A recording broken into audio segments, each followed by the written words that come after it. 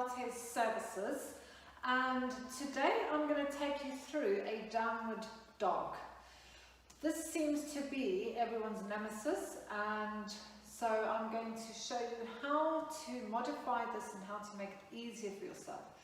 Because often we see these pictures on Facebook or Instagram where people in this beautiful, perfect V, but they're super flexible people, and generally most people nowadays, without training, so if you're quite new to yoga or Pilates or whatever, the body needs to learn how to come into that posture. My downward dogs are still not what we would class as perfect, but I haven't got the longest hamstrings, and I doubt I ever will.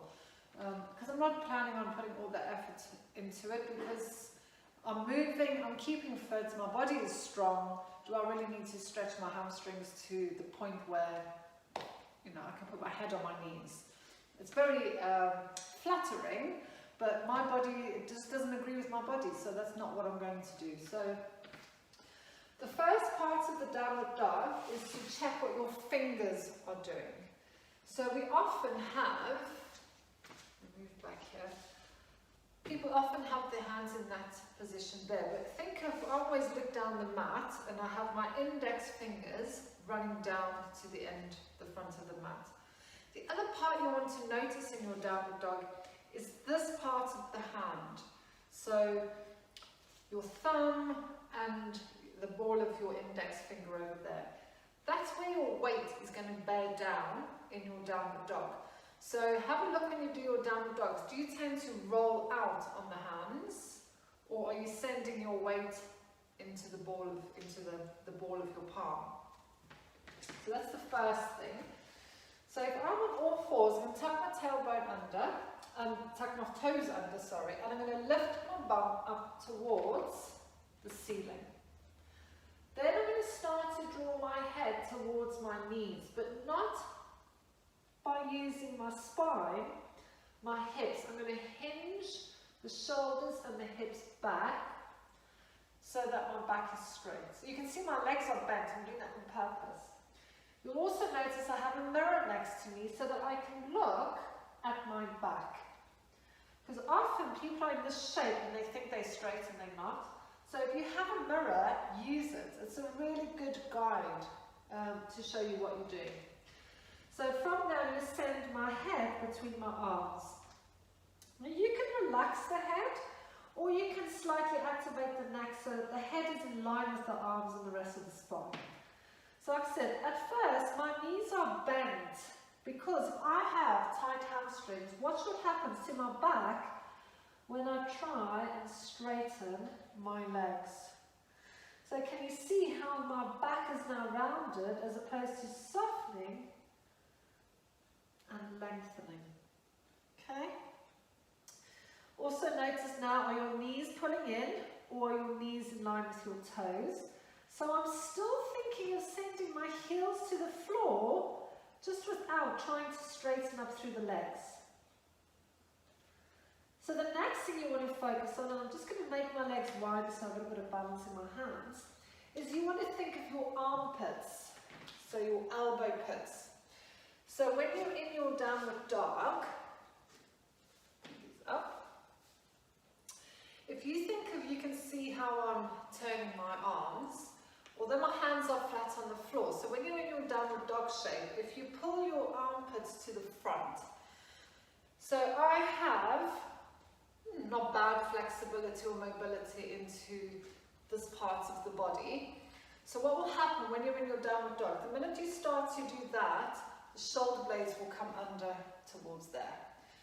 But for you, it might only be that you try and do that, but maybe the arm only goes that far. So it doesn't matter if you can't achieve that completely. It's just going to depend on all of the muscles there and your shoulders and everything. But that's the intention you want to have, is to try and keep your hands completely still, but the arm, the elbow pit is facing forward.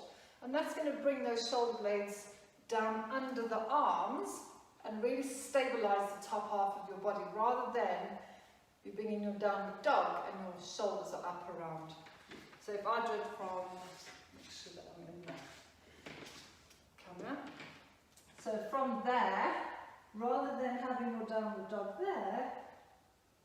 soften the shoulders, elbows in, and we're in that position rather than up over there.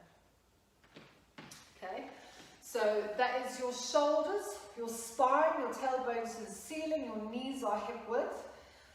So when I'm teaching the downward dog, what I will often say to people is, there might be occasions when I say, right, we're going to work on the hamstring flexibility, we're going to work on calf flexibility, so now I do want you to straighten your legs, even if it means you come out of that nice long spine.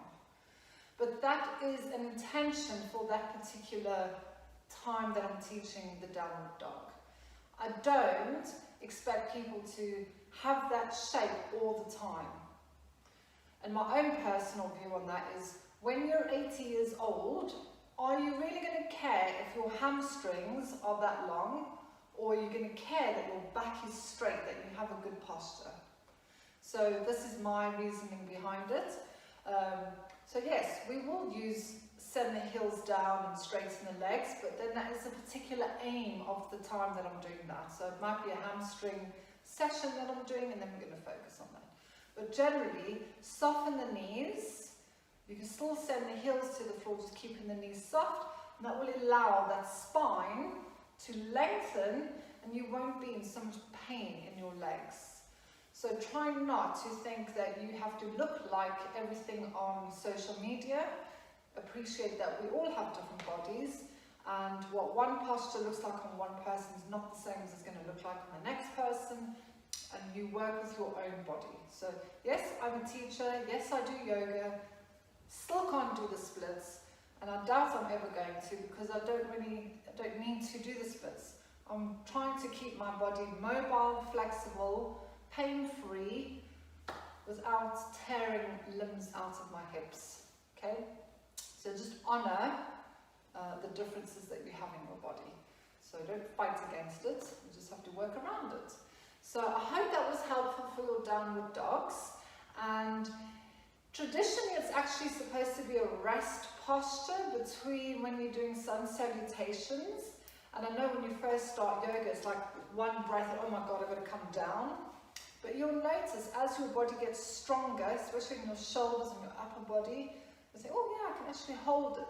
And it actually becomes a bit more easier to stay in that posture rather than fighting it. So keep practicing and practicing and practicing, because when your wrists, the strength in your wrists gets better, and your shoulders, you'll start to find that. I'll use the word pleasurable very loosely, but it becomes easier. So good luck, and let me know how that goes. So subscribe to our YouTube channel, and we'll be posting more videos. So take care. Bye.